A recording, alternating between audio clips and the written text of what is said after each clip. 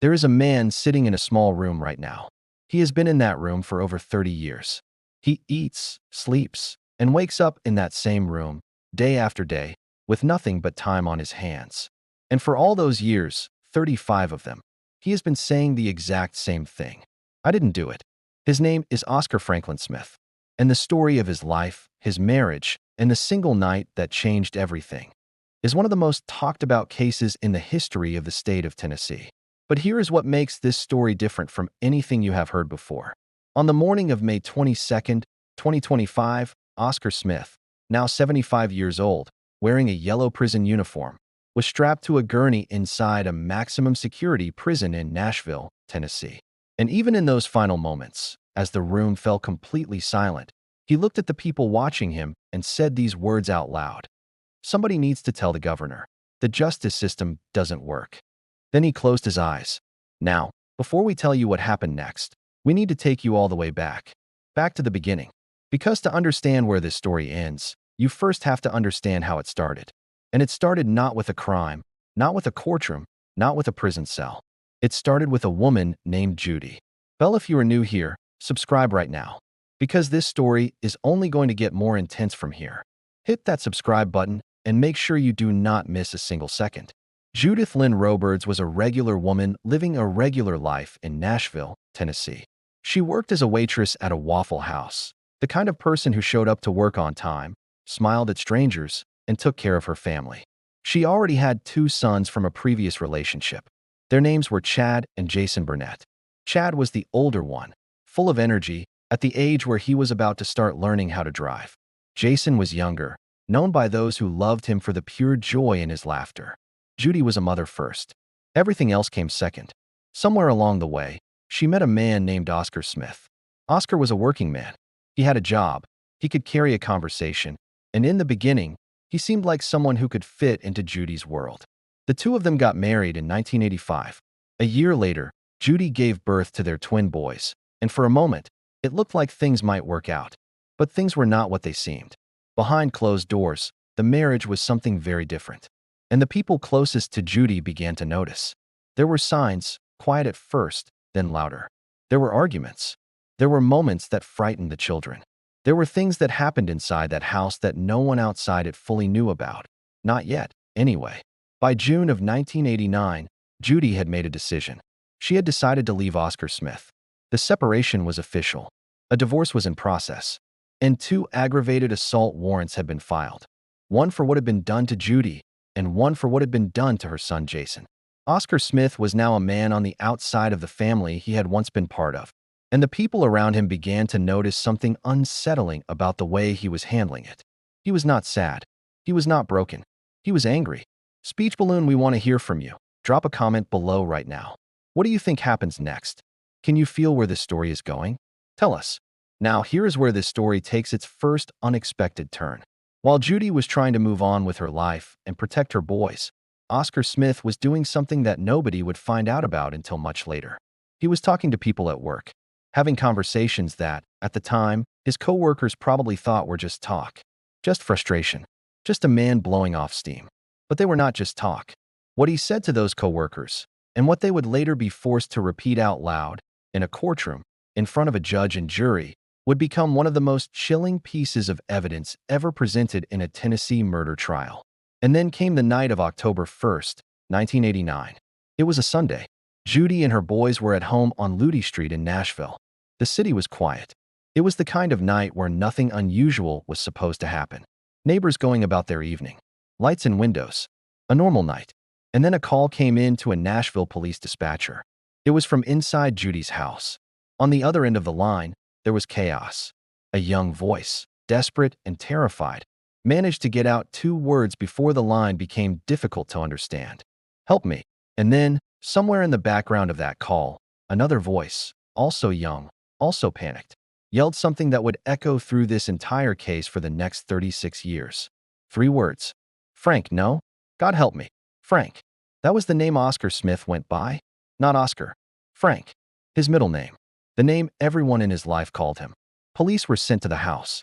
They arrived, looked around, and, in a decision that would later be questioned over and over again, they left. They called it a false alarm. They were wrong. What they did not know, standing outside that house on the quiet street, was that inside those walls, something had already happened that could not be undone. And by the time the full truth came out, it would shake the city of Nashville to its core. The morning of October 2nd, 1989 started like any other Monday in Nashville. People were getting up, making coffee, getting ready for work. The sun was coming up over the city, and life was moving forward the way it always does. Nobody on Ludi Street had any idea what had happened inside that quiet house the night before. Then a relative came to check on Judy.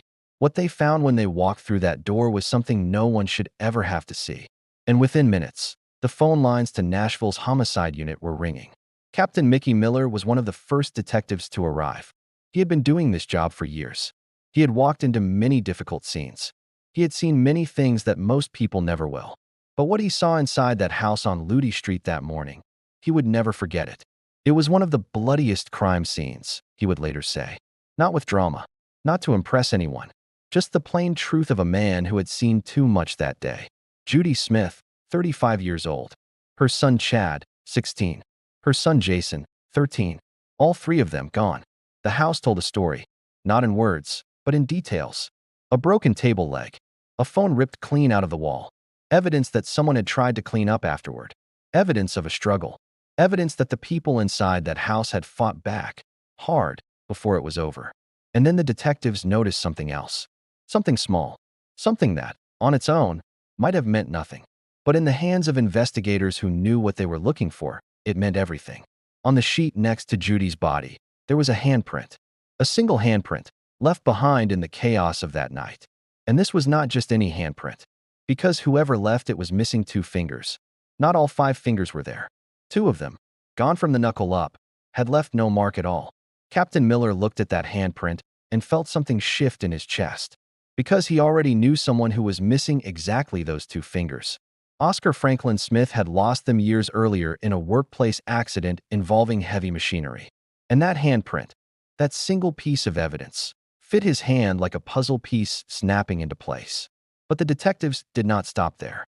They went back to that 911 call, the one from the night before, the one that had been labeled a false alarm.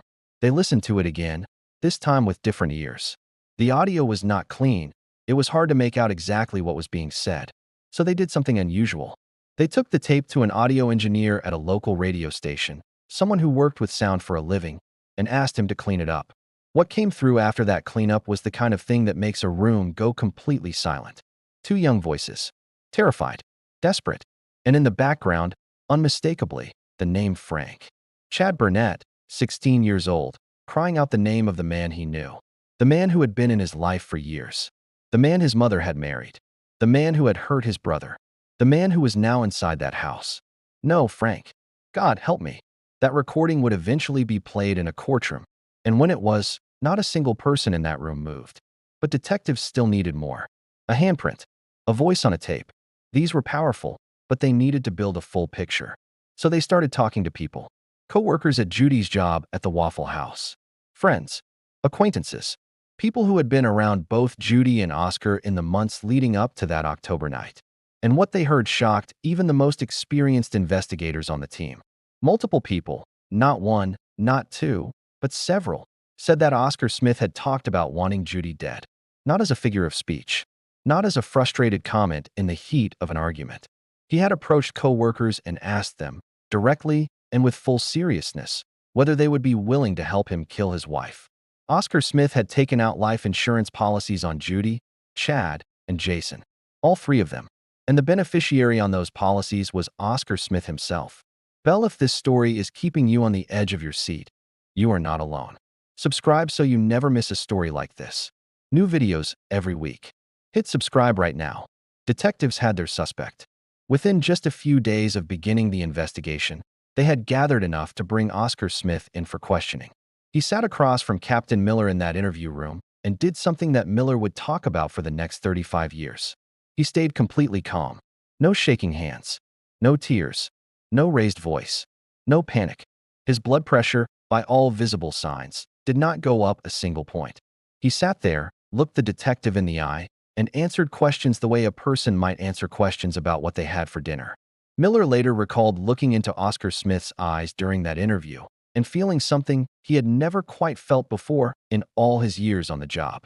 "You looked into his eyes and there was just nothing there," he said. Oscar Smith denied everything. He said he had been at home in Pleasant View, a town about 31 miles from Nashville, during the time of the murders. He said he had driven the twins back there after dropping them off. He said he did not own the weapons investigators were asking about. He said the handprint was impossible. He said he had no idea how it got there.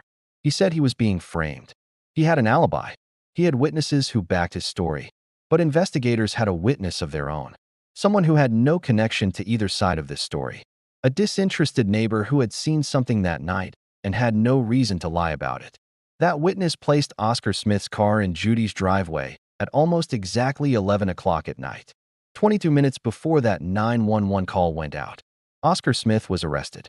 And on July 26, 1990, less than a year after that night on Ludi Street, he was brought into a Davidson County courtroom where 12 ordinary people were about to hear everything. The trial was about to begin, and what was about to happen inside that courtroom would surprise almost everyone. The Davidson County Courthouse in Nashville is a serious building. High ceilings, heavy wooden benches, the kind of room where everything feels permanent, where the weight of what is being decided seems to press down on everyone inside it. In the summer of 1990, that room was full. People had come from all over Nashville to sit and watch, to listen, to see what a jury of 12 ordinary people would decide about a man named Oscar Franklin Smith. The trial began, and from the very first day, it was clear this was not going to be a simple case. Oscar Smith did not sit quietly and let his lawyers do all the talking. He took the stand himself. He looked at the jury and he spoke. He said he did not do it. He said he was at home in Pleasant View the night it happened. He said the evidence was wrong. He said the handprint was wrong. He said the voices on the 911 tape were being misinterpreted. He said everything that had been placed in front of that courtroom pointed to the wrong man. He was calm, composed, steady. And then the prosecution began calling their witnesses. One by one, people who had known Oscar Smith, people who had worked with him, sat near him, spoken to him in everyday life, walked up to that stand and told the court what they had heard him say. Two of his co-workers testified that Oscar Smith had approached them directly and asked them to help him kill his wife. Not once, more than once, with enough seriousness that they had not forgotten a single detail of those conversations, even months later. One of them had been offered money. The courtroom was silent each time these testimonies were given. Then came Judy's father. He sat in that witness chair and told the court something that turned every head in the room. He said that Oscar Smith had told him, directly, to his face, that if Judy ever left him, he would kill her. Then came one of Judy's co-workers from the Waffle House. She testified that Oscar had called the restaurant multiple times during the summer of 1989, the same summer Judy had filed for divorce. On those calls, he had made threats. He had said he would shoot her. He had said he would stab her. He had said he would kill her two sons as well. Then came the neighbor, the one who had no connection to either side of this case, the one who had seen something that night and had no reason to lie about it. She told the court that she had seen Oscar Smith's car parked in Judy's driveway late on the night of October 1st, 1989. Then came the 911 recording, played out loud in that courtroom so every single person could hear it. The screaming, the desperation, and then, cutting through all of it, a young teenage voice crying out the name Frank. There was not a dry eye in certain parts of that room. And then came the handprint. The experts laid it out clearly. The handprint found on the sheet next to Judy's body matched a hand that was missing two specific fingers. Oscar Smith was missing exactly those two fingers on exactly those two hands. The probability of that being a coincidence was, according to investigators, essentially zero. The prosecution also presented the life insurance policies, taken out earlier that same year, 1989, on Judy, on Chad, and on Jason. All three of them, all naming Oscar Smith as the person who would collect. Now, here is where the story takes a turn that not many people talk about. Oscar Smith's defense team had a strategy. They argued that the evidence was largely circumstantial, meaning most of it did not put Oscar physically inside that house at the moment the crimes occurred. There were no eyewitnesses who watched him walk in. The 911 recording was difficult to understand clearly. The handprint, his lawyers argued, was not conclusive. The neighbor who saw the car, could she be mistaken? His lawyers also brought character witnesses to the stand. Fellow workers who said Oscar was a good employee. an inmate from the county jail who said he had behaved well since his arrest. His own mother, who spoke about her son with a grief that filled the room. His daughter from a previous relationship, who talked about who her father was to her. And a psychiatrist who testified that Oscar had been hospitalized for depression in 1983 and had shown signs of paranoia and emotional difficulty in the years before the murders. The defense painted a picture of a complicated man, but not, they argued, a guilty one. The jury listened to all of it. Every single word from both sides. They sat through days of testimony, days of evidence, days of arguments, and then they were sent to deliberate. They did not take long. On July 26, 1990, the verdict came back. Guilty. 3 counts of first-degree murder. 1 for Judy, 1 for Chad, 1 for Jason. The sentencing phase followed. And when it was over, the jury had spoken on that as well. Death. 3 times over. Oscar Smith, now 40 years old, was taken out of that courtroom in handcuffs and driven to Riverbend Maximum Security Institution in Nashville, a place he would not leave for the next 35 years. His first scheduled execution date was set for December 3, 1990, less than 6 months after his conviction. But his lawyers filed an appeal, and the date was stayed. Then another appeal. Then another. The legal process moved the way it always does, slowly, carefully, with many doors and many rooms. And through all of it, in every document filed, in every hearing held, in every interview given, Oscar Smith said the same thing. I did not do it. But the years kept moving. And the final chapter of this story was still waiting at the end of a very long road. A road full of twists that no one saw coming. 35 years is a long time to wait. It is long enough to watch the world change completely around you while you stay exactly where you are. Long enough for children to be born, grow up, and have children of their own. Long enough for a man to go from his late 30s to his mid-70s. All inside the same walls, on the same death row, at Riverbend Maximum Security Institution in Nashville, Tennessee. And through every single one of those years, Oscar Franklin Smith said the same thing. I didn't do it. His case went through the courts over and over again. Appeal after appeal. Hearing after hearing.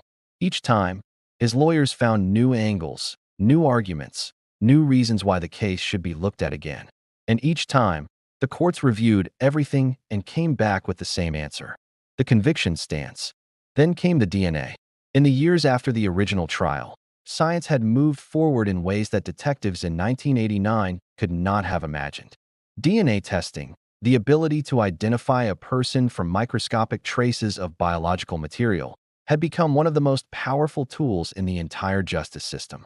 And Oscar Smith's legal team used it.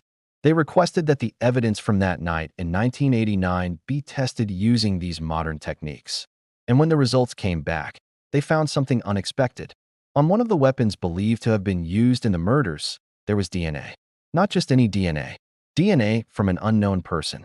Someone whose identity had never been established. Someone whose name was not in any database.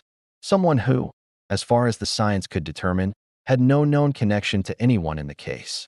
Oscar Smith's lawyers took this finding directly to a Davidson County Criminal Court judge and said, clearly and urgently, that this was new evidence, that this unknown DNA raised serious questions, that the case needed to be reopened. The judge reviewed it, read every word, considered every argument, and then said no. The judge's reasoning was careful and detailed. Yes, there was unknown DNA on a weapon, but that single fact, the judge wrote, did not tip the scales when weighed against everything else. The coworkers who heard Oscar ask to have Judy killed, the neighbor who placed his car at the scene, the life insurance policies, the threats witnessed by multiple people, the voice on the 911 tape, the handprint, all of it, together, formed a wall of evidence that one piece of unidentified DNA could not bring down. Oscar Smith disagreed with every word of that decision. In a phone interview just weeks before his final execution date, he said, quietly but firmly, "Now that I could rebut everything they used against me, the courts don't want to hear it." He said he wanted a new trial. He said he wanted to be found truly innocent by a jury of his peers. But the courts had spoken, and the date was set, May 22, 2025. Except, this was not the first time a date had been set for Oscar Smith. This is the part of the story that almost nobody outside of Tennessee knows. On April 21, 2022, Oscar Smith had already been brought to that same room. He had already been strapped down. The execution was already underway, or nearly so. The witnesses were in the room. The officials were in position. The clock was moving. And then, with only minutes remaining, everything stopped. Tennessee Governor Bill Lee issued a surprise reprieve. Not because of new evidence, not because of a change in the verdict, but because of something almost impossible to believe. The lethal injection drugs that were going to be used that day had not been properly tested and verified. There had been a serious failure in the preparation process inside the Tennessee Department of Corrections. The governor, upon learning this, halted everything immediately. Oscar Smith walked back to his cell that day, alive, when almost no one, including probably Oscar Smith himself, had expected him to. What followed was a full year-long investigation into Tennessee's execution process. Investigators found numerous problems, not just with the drugs used that day, but with the entire system surrounding how executions were being prepared and carried out. New guidelines were written. New protocols were put in place. The entire process was rebuilt from the ground up. And then the new date was set. May 22nd, 2025. This time, there was no last-minute phone call. No reprieve. No stay. At 10:10 in the morning, Oscar Franklin Smith, 75 years old, white hair, yellow prison uniform, was brought into the execution chamber at Riverbend. The room was quiet. The witnesses were present. Among them, members of Judy's family. People who had been waiting for this day for 35 years. Oscar Smith was given the opportunity to speak his final words. And he did not stay silent. He spoke at length. He talked about the justice system. He talked about the governor. He talked about the courts. He talked about everything he believed had gone wrong from the very beginning. And then, as the room fell completely still and the process began, he turned to his spiritual advisor, the person sitting closest to him in those final moments, and said it one last time. "I didn't kill her." He said it twice. And then Oscar Franklin Smith was gone. Outside the prison walls, Judy's sister, Terry Osborne, spoke to reporters. Her voice carried the weight of 35 years. "The pain of losing Judy, Chad, and Jason is something that we will continue to carry.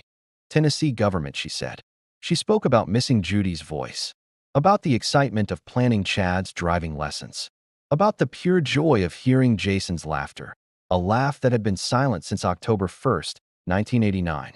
Judy's brother Mike Robert stood beside her and added something that said everything without saying much at all. "No one should have to live in fear like our sister did, and no family should have to endure a loss like ours. Tennessee government." And so this is where the story ends. Or maybe, depending on who you ask, it does not end at all. Because the question that floats above every case like this one never fully goes away. The courts said the evidence was overwhelming. The jury was unanimous. The conviction survived decades of appeals. And yet, somewhere on a weapon from that night in 1989, there is DNA from a person nobody has ever identified. Was justice served on May 22nd, 2025?